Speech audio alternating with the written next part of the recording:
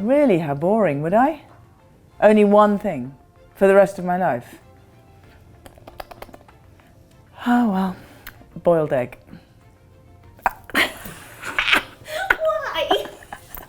Because it reminds me of my mother and it's comforting. So that's your comfort food? Yeah, it is. It really is. With soldiers. Can I have soldiers with my egg? Okay, thank you. So it will cut into long, thin strips. Then I'm happy. With pepper and salt. Okay.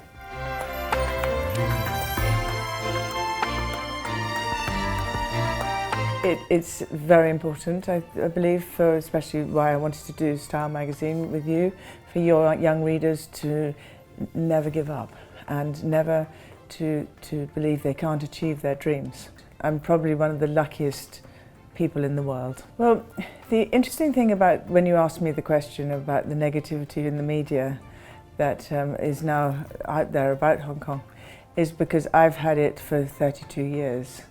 And it makes people very curious, because how can you always be on the front pages wrong? To deal with negative media is really the person's own choice if they are feeling negative. There's always a different side to every story, and there's always a solution, and it's just a question of the way you look at it. So I sit here with you and I'm thrilled to be talking to you, and I would say to the people of Hong Kong, thank you. Thank you for being captains of industry. Thank you for opening up the space and for the cockatoos in the morning that sit here. Thank you to all of these people that have inspired young people to walk on that road. All of these people inspire others to dare to dream, to dare to get to the top of their trade. And I would say to the people of Hong Kong, no matter what's going on, don't stop. Just look at it from a point of view of how you can find or resolve a solution.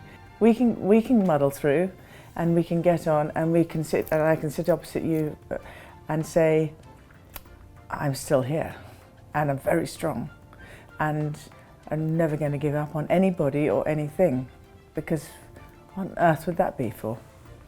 And so that's my message to people out there.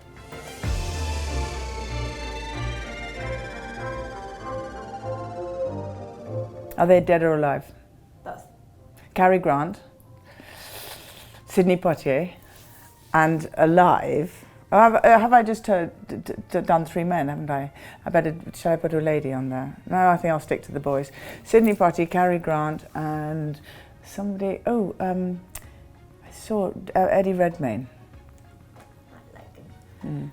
Well, and you just asked me three, but I never do as I'm told. So I'm going for David Beckham too.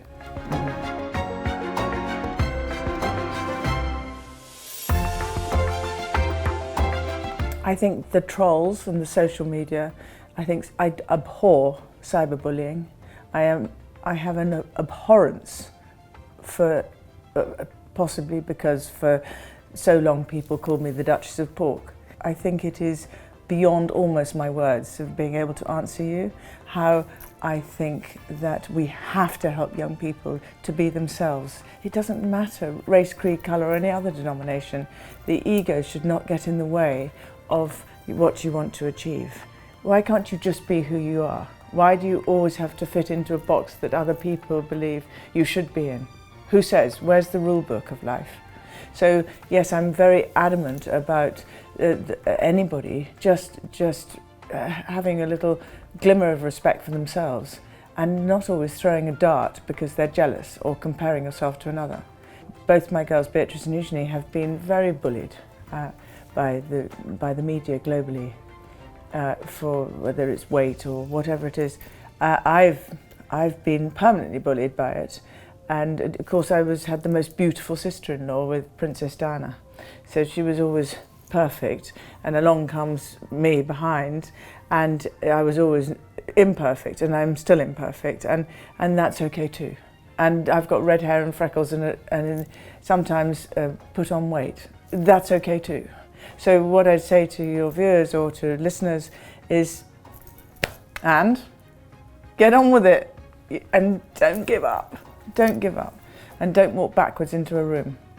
Own it. You haven't got time not to. Really, I'm 60 now, and I'm just starting my life. It's fantastic. I love it.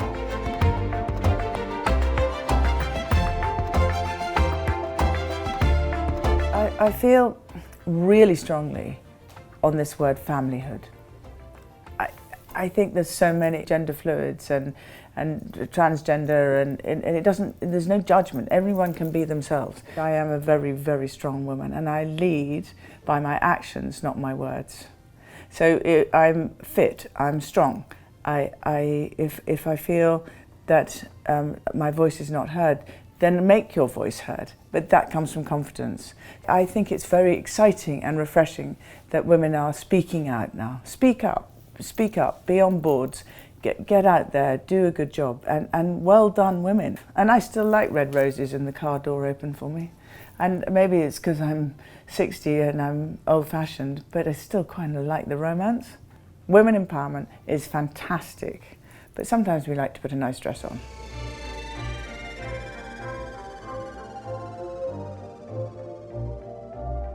I contributed towards the Young Victoria because it was my idea, and it took me 15 years to make.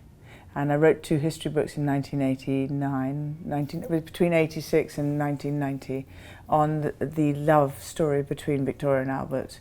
So I loved them so much that I realised that no one had put on the big screen Young Victoria. And what an extraordinary story that she was the youngest ever queen, and at the age of just when she turned into her 18th birthday, she married Prince Albert, and it's a great love story. And when I was researching it, it was so sweet because Victoria came into the room and said goodnight to Albert, and in her diaries she said, yes, well it was quite interesting because I shook his hand and squeezed it twice. There was a sign that I did like him. Later that night, I proposed to him. She proposed to him.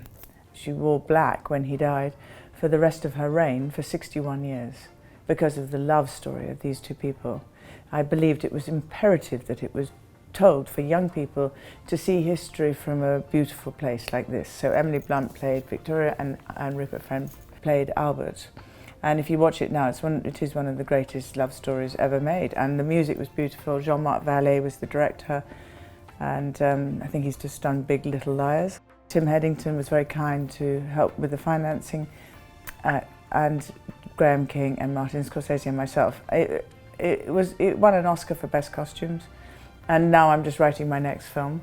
And of course it's going to be about the forgotten woman of Prince Albert's life, and that is his mother.